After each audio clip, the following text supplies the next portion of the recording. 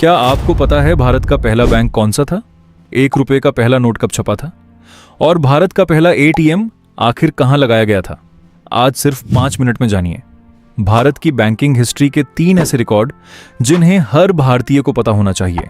भारत का पहला बैंक माना जाता है बैंक ऑफ हिंदुस्तान। इसकी स्थापना 1770 में कोलकाता में हुई थी। इसे अलेक्जेंडर और कंपनी ने शुरू किया था। हालांकि यह बैंक ज्यादा समय तक नहीं चला और कुछ वर्षों बाद बंद हो गया। अगर आज भी मौजूद सबसे पुराने बैंक की बात करें तो वह है state bank of India. SBI की शुरुआत 1806 में बैंक ऑफ कलकत्ता के रूप में हुई थी। बाद में इसका नाम बैंक ऑफ बंगाल रखा गया और फिर 1955 में यह स्टेट बैंक ऑफ इंडिया बन गया। यानी भारत का पहला बैंक ऑफ हिंदुस्तान था, लेकिन आज भी चलने वाला सबसे पुराना बैंक एसबीआई है। आज 1 रुपए का नोट बहुत कम देखने को मिलता है, लेकिन क्या आप जानते हैं कि पहला 1 रुपए का नोट 1917 में जारी किया गया था?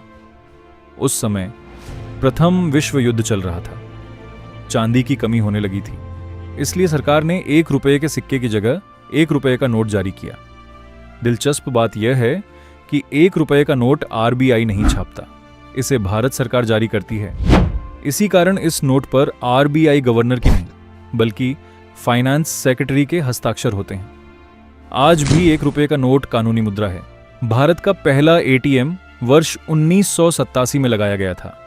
यह मुंबई में एचएसबीसी बैंक द्वारा लगाया गया था। उस समय लोगों के लिए एटीएम बिल्कुल नई तकनीक थी। शुरुआत में एटीएम इस्तेमाल करने वालों की संख्या बहुत कम थी। आज भारत में लाखों एटीएम मौजूद हैं और यूपीआई आने के बाद एटीएम से नकद निकालने की जरूरत भी पहले की तुलना में कम हो गई है।